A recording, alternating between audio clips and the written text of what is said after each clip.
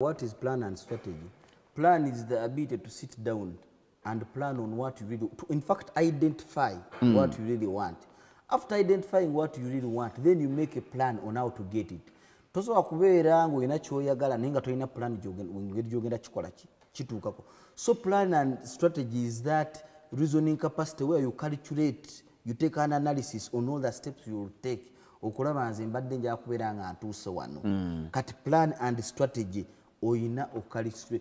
You sit back, draw your entire energy to yourself. N'ogamba nze nga hamu nnyina kinti nnyina obukadde bubiri nti obukadde bubiri bukoze eki nsobola kukola kimpangaaliddewa. All that, in fact, mere identifying yourself is an element of reason. Okwa-identifying n'ogamba nti nze Lugonvu nnyina emyaka 20 mu bwegiti nasomera gundi ne gundi neweekubako perimita n'ogamba ogenda mu magye awo mba neerimbye eno ogirawo neweezuula kwezuula because you can only start with what you have. Buli lw'oyagala okutandikira mu bire osanga ogobye ojja kwagala okola bizinesi ya miliyoni 2 ng'osangibwa ne miliyoni 5 5 oziteekemu esigale ng'ebanja 15 tolina ogenda ziki 5 zifiiremu ogende eroddemu ekembe ofune miliyoni 10 ate oyagala okukola eya 2 w'onaamala okusuulamu 10 esabe ziri endala 10. So nga we nagambye 1+1 = tunoobeera ng'okola bizinesi g'omusuubuzi munnanga ndaba naye ng'owulira mulimu ekitagata. Whenever there is an hardship, just know there is some. Weluba lujjege luteeka okubanga nga we nagambye nti mu Uganda gavumenti egezezzaako nnyo okusomesa abaana mwenna basome UPE. Gavumenti egezezzaako ennyera tugisiima nnyo okulaba ng'egemya abaana tebakyalwala polio ne bakula, naye ate awo wakati waliwo that circle of productivity tebannafuna nnyo kyakukola. Bamaze okusoma omwana ali awo ali myaka kati bakuze baweze emyaka 33 omuntu alaba akunukkirizaana ajula ogweddalu byonna bye yali asuubira tabiraba.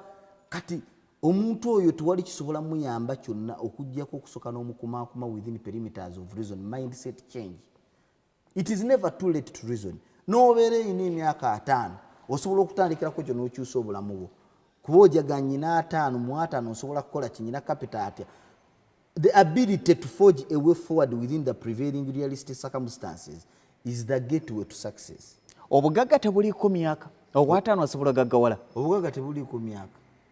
Mbadde manyi nti nze kasitoweza emyaka 35 wananga kakyaweze mu zzaala ya bugagga. Genda okinoonyerezeeko nga woolaba waliwo abaana abato abagagga doona abantu abakulu nga ye yazifuna baali bangamba omusajja wa KFC yatandika okufuna ssente emyaka oba gya 6 oba 7. That is when he established KFC. Naye ng'okuva eno yonna ssente zaali zakola ki? The moment he started reasoning, yayita nanasula. It was an element of reason. Whenever you attach, ate reason is something very basic. Muyinza okumpulira nga ngamba reason naye amu reason kyeki. Reason bwe buteerimba. The ability to analyze prevailing circumstances realistically as you see them. Kala n'ogiraba nti eno bbulaaka n'otagala naye ate nga ndabanga bbulu awo oba otandise okuwaba. Kwebuzaabuza. Ne bwe kiba kizibu. Katugenda ne tubeera n'obuzibu mu bulamu bwa bulijjo. Nga wegambye life is basically a challenge. Ne how can you forge a solution to a problem you have failed to understand? Woba tonategeera kizibu kikuluma. Tonategeera kikwavuwaza. Tosobola kuva mu bwavu. Tosobola funa ddagala lyakyo nga tokimanyi.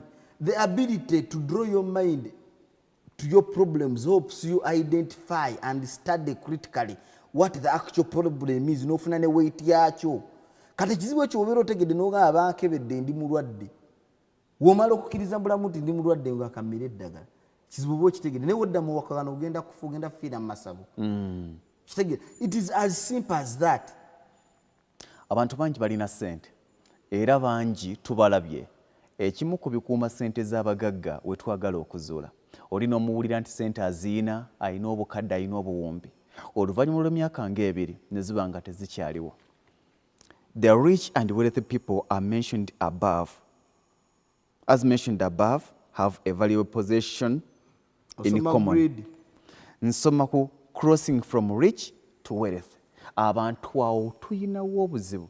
Kyekiri nti abantu bangi they are rich naye tebagwa mu ttulubalira nanti era owuzikawo page eddako ojja kulaba grid whereby I say it is only grid that can bring you from being wealthy to poor or from being rich nekuza mu poor n'otadda muki mu wealthy because ebiseera ebisinga twagala nnyo naddala liabilities amabanja gano ge mulaba omugagga agamba kuba banka ye ejja kugamba ate waki obeera n'ebizimbe ebimu nga kino osobola okituula n'ogula ebirala bibiri naye owa banka aba buli wajja ne liability eba egenda mu capital investment yo era ebiseera ebisinga ogenda okulaba nga liability eno eridde ki ng'eridde capital n'otuka ekiseera nga tokyalina kyokolaki kyova olaba nze kati bano ababanka era kye nabakoze kizibu nnyo tebafunako omuntu alinga nganze that I can assure you ate ekyo nkyogera with authority nti in Uganda no one has done what I've done now.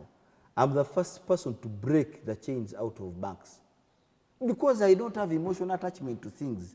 Ate nze mbala ningamba kati wembeera nnyina ebizimbe mukaaga waki situndako bisatu nesigaza ebisatu nga byange okusinga okwewola ozimba ekirala ate ng'ebisatu embeera nzizeeyo bisobola okugula ekyokuna bisobola okugula ebitaano bisobola okugula ekyomukaaga naye tetwagala nnyo okuprojekiti nfu kyokusigala nga nkolera omuntu ono wa banka simba wakati awo ozuukusa munnayuganda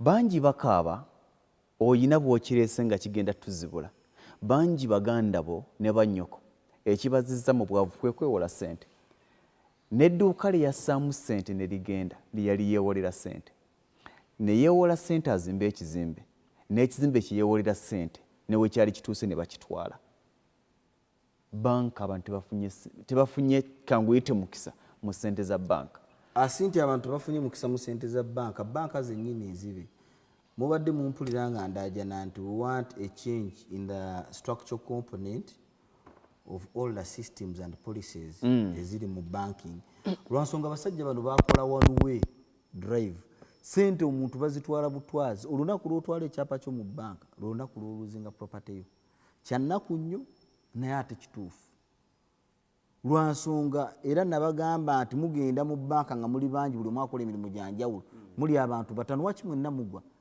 omulimu ogwo guyinza okuba nga mufu azimba amayumba ogwo guyinza okuba omufu alimbye ennyanja ogwo guyinza okuba omufu ne mugamba nti awo yo kapenta ne waki mwenna mugwa lwansonga we mujja ssente obuzibu bukola ki ate nga Bank of Uganda eremeddwa okuvaayo oprotectinga bannayuganda against these exploitative foreign banks which is very sad but that is why I'm calling for banking reforms n'omusango gw'omulaba ndi muguno ogwa banka ate mwalaba nawaabira banka emu DTB waki banka zonna zeegatta zijje zeegatte ku DTB kuba nnyina kyembasuuza kinene naye nga kiyamba bannayuganda okutwaliza ewamu kati abantu ba banka bano mutuufu batunyunyuta buki bunyunyusi tulinga abakolera ate amagoba gonna ge bakola mwenna mukimanyi bagakwata gonna ne bakola profit repatriation ne bagafuluma eggwanga Uganda yensi yokka gye naakalaba nti banka zijja ne zikolera wano ssente zonna ne zifulumya ne kampani zonna ezisinga ez'abagwira kati munaagagala ate nga ssente zammwe zonna bazitwala naye nga temuvuddeeyo